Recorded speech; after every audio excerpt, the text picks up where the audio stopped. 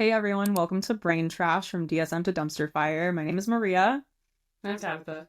We're psychiatric nurse practitioners, and this is our podcast where we talk about mental health, we talk about the good, we talk about the shitty, we talk about the weird things, and all of the things that no one else is talking about. So if you want an unfiltered look and some ranting about how much psychiatry can suck sometimes, being the people that were in it, this is your right place. So sit down and we're going to talk about connective tissues and neurodivergence today.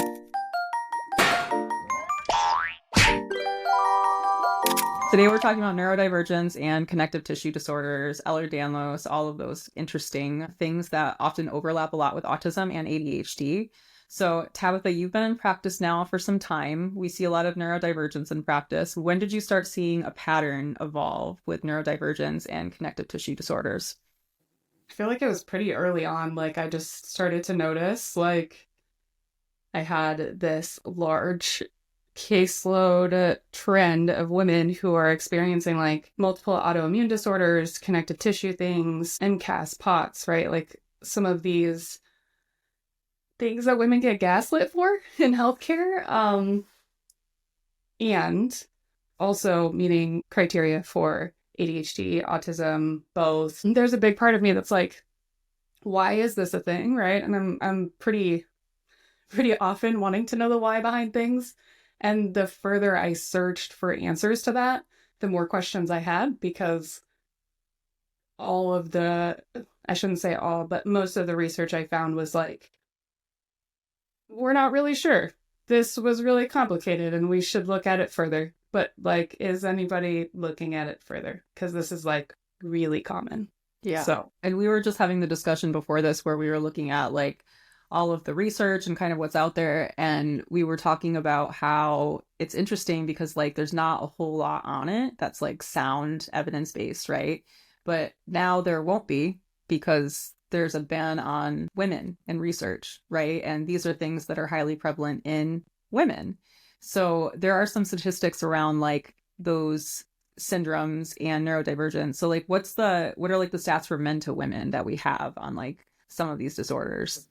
I feel like pretty much every single connective tissue disorder that I've ever looked up has a huge amount of women versus men that are diagnosed with these things. So when we look at NIH funding being taken away from studies that are focusing on specifically different things between sexes, it frustrates me to no end. So hypermobility, I want to say, I don't remember the exact number, but more prevalent in women than men. MCAS was 4-1 women to men. POTS, 3-1. Some studies say 5-1, right? So this is a huge amount more women than men that are affected by these things. Why would we not be able to say, what is it that's different that is making this happen? EDS, Ehlers-Danlos, and I think more so the hypermobile type, but there's a bunch of different types of them. 70-80% of those cases are women. So how are we supposed to understand why if we're not allowed to look at that specifically in the context of sex? So I don't know the answer to that. We don't, and we're just going to have nice little podcasts on all of the things that have no explanation now for us. But what we also know is not only is it more prevalent in women, but all of these are strongly more prevalent in neurodivergent conditions. So I think some of them, like EDS hypermobile type, was 30-40% of people with EDS had relatives with ADHD or autism versus only 3% of the general population, which is kind of a massive difference, right? So there's obviously connections there, and we're going to talk a little bit about what that connection is and some of the perceived maybe whys behind it. So some of the things you mentioned were MCAS, hypermobile, EDS, or Ehlers-Danlos, we'll call it. POTS, also something we see a lot. Anything else you can think of we also see a lot? So a lot of the connective tissue stuff, and then roped in with those for a lot of these patients I see in practice is chronic fatigue syndrome, fibromyalgia. There's lots of connective tissue stuff, right? I'll see slipped rib syndrome, or I don't even know, is that exactly what it's called? There's a bunch of them like this where they kind of all snowball into each other, but they're all rooted in this connective tissue dysfunction. Okay, so the connection between that and neurodivergence. So what we've kind of like seen from the research is that everything comes back to collagen. So what collagen is it's a building block of connective tissue. What is a connective tissue? A connective tissue is looking at like what holds our body together, what connects our body. So when we're looking at connective tissue, we're looking at like holding our joints and our muscles together, like what's holding your organs in place, like what's holding everything in place. But oftentimes, like what we don't realize is our vasculature also has collagen and connective tissue involved in it. So when we think of veins and you're not in medicine, you might think of your veins as just like, they're just chilling in here, right? They're not doing anything. Your arteries, they're just kind of existing. Your heart's doing all the work to pump through the blood, right? No, your veins are like brilliant and your arteries are like brilliant and they can actually like adjust to things and they're doing their own job and their own work. And that's because of connective tissue that's able to do that. So it's able to kind of like adjust to pressures and blood pressure and do all of the things around blood pressure by themselves because of connective tissue. So we know that things like EDS are related to a collagen defect and connective tissue problems, right? So when we start having issues with those things, we often have issues with our like ability to have good posture, which we see in autism. With the W's that like my daughter has, very much related to connective tissue and structural stability of the body, POTS related to EDS and all of those things. So collagen and connective tissues are like wildly implicated in all of these things, and all of these things are connected, like the inflammation, there's like IBS, there's leaky gut, all of these things, like there's collagen and connective tissue in your GI system. So we know all of these things can kind of run together, and fibromyalgia, but how does that relate to neurodivergence? Again, we get back to the same spot where it's like, I would love to know that, right? I would love to know definitively, here's why. But some of the things that we look at is this concept of like autonomic dysfunction or dysautonomia, or ways in which the sympathetic nervous system is affected by either dysfunction or differences in the way that connective tissue works in our bodies. So, for example, right, we look at POTS. Again, like Maria was saying, there's a lot in the vasculature that causes our body to compensate hemodynamically. So to move our blood different places, that really helps to make sure when you go from sitting to standing, your blood pressure and heart rate adjust to that positional change. But when you have POTS, your body maybe overcompensates. And so this, or undercompensates, right? So if you have a lack of autonomic tone in your vasculature, when you stand up, instead of your blood vessels constricting and helping to get that blood to go against gravity, they're kind of like, meh, we don't know if we want to. And so then your heart is like, I gotta figure out how to get the blood where it's going. And so that's how we see the tachycardia, right? So that is just one example in one of these disorders, how connective tissue impacts the symptoms that we see. Now, a lot of what I find on POTS, though, specifically, is that like, oh, these people have symptoms of neurodivergence because they're not getting enough blood flow to their brain, so they have brain fog.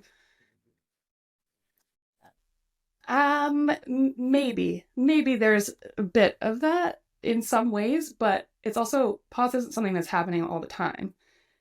It's in a very specific setting. So if somebody is not experiencing that, in theory, they would be able to utilize their brain just fine when their blood flow to their brain is just fine. But was that like an ADHD push? Like maybe that's RFK coming out saying like it must be the POTS. Yeah, it must be the POTS. Yeah. No, but when I sit down and seriously screen these people, right, they have symptoms since childhood. It's not something where, oh, I developed, POTS, which often happens in adolescent girls and women. They develop this and now all of a sudden I have this brain fog and these symptoms. It's like, no, they were there all along. This is just something that's now added onto that. In addition to most of them also having hypermobility since childhood and all of these other things simultaneously. So the more, like I said, the more I research, the more questions I have, the more I talk about it, the more frustrating it is that like, there's so much we don't know. And there's also so much that we probably won't get to know anytime soon, which is like so fucked for so many reasons. But the legitimate reason for me is that like I sit across from these people, once a month or once every few months, and I hear about the gaslighting that they're getting from their providers, oh, should just lose a couple pounds and stop being so anxious. And autoimmune stuff is just because you have anxiety. And, trying all of these different solutions, spending a bunch of money on, functional medicine or naturopathic doctors who are very great, but also very expensive and inaccessible for a lot of people who have multiple autoimmune things and the inability to work because of them, or to, make a living. So it's just really fucked. That's actually interesting. I think like even the gaslighting oftentimes comes from psych providers, and that's something that I've heard a lot. I have one patient who is autistic and also has POTS, and she's been trying to get diagnosed with POTS like forever, right? And every time she goes to go see a cardiologist, they're like, no, you're fine. We don't want to do the tilt table. We don't want to do any testing. They ended up sending her to a neurologist to get treated for POTS because they just didn't want to do it. And then like the neurologist sent her back to me because it's psych.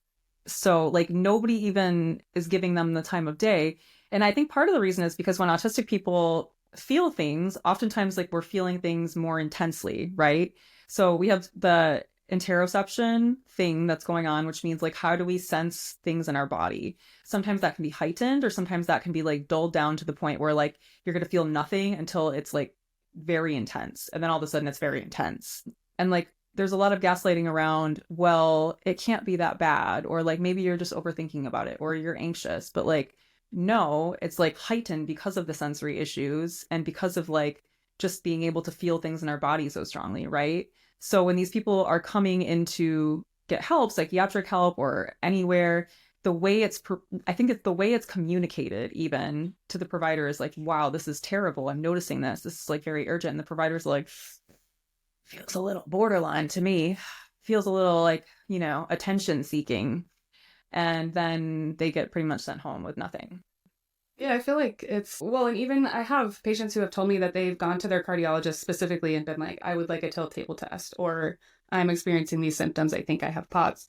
And it's treated like POTS within the cardiology world. Now, not every single cardiovascular provider is this way, but a lot of people will treat POTS as the like borderline of cardiology, right? They're like, I don't want to put that on it's a fake thing or something like that. Same as like fibromyalgia. A lot of doctors, they see that in your chart and they think, oh, well, that's not real. Or it's in your head or what, right? And so there's a lot of this that happens. And I think even in treatment, this happens, right? When we're looking at how do we help these people from a psychiatric standpoint, like you're saying, a lot of people will show up and say these things, and whether the provider thinks it's borderline or thinks it's something else, or you just have brain fog because you don't have blood flow to your head from your POTS. Like, the reality is when we look at like, I keep on coming back to POTS just because that's the one that has the most, I would say, like actual research and evidence. But like, what is this, right? Postural orthostatic tachycardia syndrome. So when we think of tachycardia, we may see somebody who has all of the diagnostic criteria of ADHD, but think, oh, you have tachycardia, can't have a stimulant, that would be bad for you. When we look into the research, though, if you're using a non-stimulant with these people like Strattera or Qelbree or whatever, Qelbree? I don't even know how to say it. Fuck. Qelbree is what I've always said, but there's no U in it, so I guess we're wrong. Right. Okay, whatever. Anyways, when we look at the non-stimulants, a lot of the research that we're finding shows like this only affecting norepinephrine actually makes POTS worse, whereas utilizing stimulants can actually help the symptoms of POTS because its ability, like I said, when you stand and change positions is when the tachycardia happens. So if we're causing vasoconstriction with a stimulant, we're actually helping that blood flow work against gravity in a way that it can't in somebody who has POTS. So just being able to look into some of this and say, oh, well, maybe this isn't like, fully researched and studied and all of the things. But when we look at case reports and we look at the majority of the body of evidence that we have is like, it would actually probably most people make more sense to do a stimulant than a non-stimulant. But if you just see POTS and you think, oh, tachycardia, a lot of providers are not going to allow these patients to take a stimulant. Yep, because they're going to automatically think like, well, you probably already have anxiety and now you have tachycardia. So let's just do guanfacine, or let's just do something else. And then the other thing is like there's a lot of misunderstanding around POTS. Yeah, but also like there are two separate things, right? So POTS, where you can have the tachycardia component, and then there's also what's called neurogenic orthostatic hypotension. So that's essentially when you stand up too fast, or like you just stand up in general and your blood pools down, right? It makes us dizzy. We feel like we stood up too fast. We have to sit. I think sometimes that there's like a huge misunderstanding from both patient and like provider perspective about like these things occurring, right? So like if a patient's explaining like sometimes like my heart's racing really fast, is it that your blood pressure just dropped and you're like, I need to sit back down? Is it that you have POTS? Like what exactly is it, right? And even with the orthostatic hypotension, like again, a stimulant would be beneficial. We know that propranolol is beneficial in the case of POTS. There's been times where I've literally told patients just lie to your PCP and say that you have anxiety and you want to try propranolol because it's going to treat your POTS. And if they think you have anxiety, sure, let them treat it, which is kind of fucked up that we're like giving advice to lie, you know? And I think a lot of us in psych are now kind of using that if we've done the research on POTS to help our patients. But dude, that's fucking wild. Yeah, it's absolutely insane. And like I said, these are the people that are like, I have such, I can't even quantify it. I would say off the top of my head, if I had to just like name people, there would be at least 40 on my caseload that fit literally all of these things, that have actual diagnoses of these autoimmune conditions, connective tissue conditions, and also neurodivergence, that have spent so much time and money in the healthcare system trying to figure out like, hey, what the fuck? And nothing has really given them answers, right? So I'll coordinate with their cardiologist or their neurologist or whoever it is that's managing this, typically get clearance for a stimulant. And what I hear from the majority of them, if they are in fact ADHD and have something like POTS or other things, their autonomic dysfunction improves significantly. And they don't. And the brain fog that was Yeah, caused by it. the brain fog. Yeah. Yeah. So I don't know. But what we do know, I guess, too, is that like on the why they're connected, so we can stop gaslighting as providers. You mentioned norepinephrine could be high. This is something we see a lot in autistic folks, which is one of the reasons that guanfacine is so effective, especially in kids, because it modulates norepinephrine. That's also one of the reasons that we can see like sleep issues in autistic people. It's something that is just kind of existing and kind of like how it affects blood pressure and tone and all of those things. So we see increased norepinephrine and all of those things, and autism. That's an overlap. We know that in autism, the vagus nerve is oftentimes like hypoactive, meaning it's like not as active as it is for other people. Like the entire like calming nervous system, the calming side of our nervous system isn't like where it should be. And then we have like the overactive sympathetic nervous system, which is our like our go to fight, let's go to war nervous system. That one gets a little bit too active. So like those are things that occur in autism that oftentimes can be an explanation for some of the connective tissue things, especially like the blood pressure things that could be. And then the low tone we mentioned. People with autism just have low tone in general. That's why we see like poor posture. That's why we see just some of like the bodily issues that happen. And then we often have poor tone with EDS. We have poor tone with all these other things. So it kind of all runs together. Poor tone in the vasculature, POTS, right? So there are physiological things that we need to emphasize that are reasons why these things could be occurring. So if you are a provider, please know that, right? Like these are not people who are just like heightened and saying like, oh, I'm so anxious, I must have POTS. I've heard about it on TikTok. I'm just diagnosing myself on TikTok. No, this is like legitimate. And maybe we in psychiatry of all places should stop being the people gaslighting.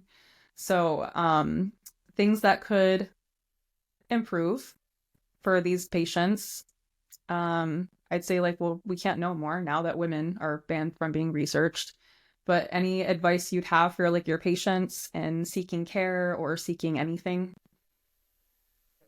I'm trying to think of like just the major things other than what we've already talked about, because I feel like the majority of what I do with them is giving the education, explaining the barriers that we have to getting answers, and helping mobilize these people who are affected by this to be a part of making change. Because like the reality is like the mechanisms behind all of this are still widely unknown, right? Well, we have a lot of really great hypotheses, right? The things that we've gone over, like these are things that actively need to be studied, that are very important, that are affecting a large enough amount of our population that it's really, really important. So to have a new time in our world where we're just gonna like not look at these things, it's frustrating. And so as providers, we've got to have the most up-to-date knowledge, the most evidence-based research.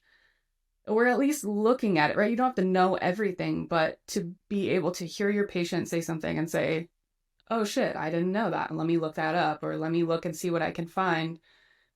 You know, whether that means doing it in the appointment with the client or later on, like you're a nerd like me. Yeah, I was gonna say like you see a pattern and then we're gonna go home and read textbooks on it, and like we're sending each other articles. I'm sending you articles at like 9 p.m. being like, look at all these research questions I found.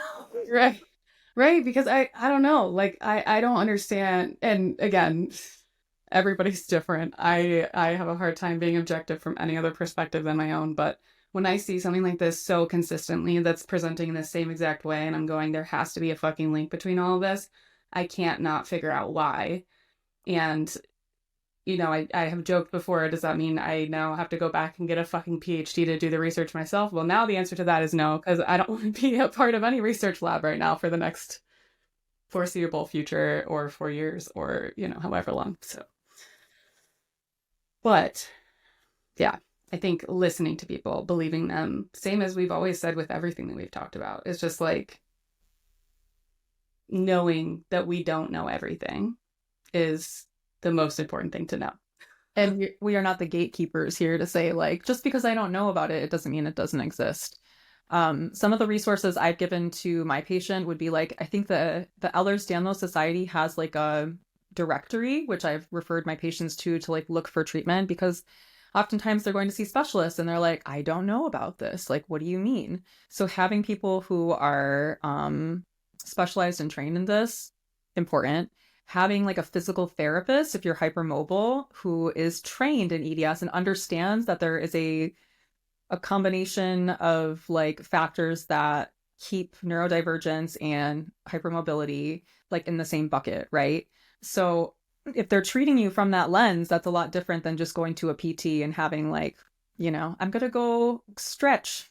Like they don't know what they're doing, right? You can be a physical therapist and not have a specialty. So that is important. Having like a pelvic floor therapist who understands hypermobility around birth, right? Like that is so important, especially because you can have all sorts of like pelvic dysfunctions because of hypermobility when you get pregnant. I would know all about that. Right. And then looking at like occupational therapy would be like another huge thing that can help with like all of these things. So you don't necessarily think like occupational therapy would be something that adults go to or teens. Sometimes it sounds like, well, I don't need help with my occupation, or, you know, that's for children who need help with like grasping and things. It can also help you just function when you have chronic illness, fibromyalgia, all sorts of things like that. So those would be my recommendations. One that you mentioned, the Ehlers-Danlos Society, I've also directed people there to just look at the diagnostic criteria. They have a really great handout on there that goes over like the Baton score, I don't know how you say it. I think it's Baton, but it goes over like the different things, right? So like how to check and see, am I hypermobile? Does my hands do this, right? I mean, I think the first time I saw this, like way back when in nursing school, I was like, oh, you mean like I'm not just double jointed? Like this has always been my party trick, right? To just like put my elbow back. I could do that too. I remember like the twisting, and then like I remember like my tattooer being like, wow, why is your skin like that? Yes. Yeah. Like they were like, what? Yeah. And it's not even something where it's like, oh, hey, we need to like do a whole lot to change this. But I think arming people with knowledge and arming people with solutions to accommodating the way that they are, the way that their bodies are, the way that their brains work, this is how we go out into the world and create change in some of these areas that feel like it's hard to create change in. With you, homie. Yeah. So thanks for tuning in today, guys. We hope that you picked up something new, or some new knowledge, or some new ability to advocate for yourself around hypermobility, connective tissue disorders, POTS, and neurodivergence. validate yourself and know that there is a link between the two. And hit subscribe. Check us out for the next episode. We have a lot more interesting things to go over that other places aren't talking about, and no bullshit here. Thanks for tuning in.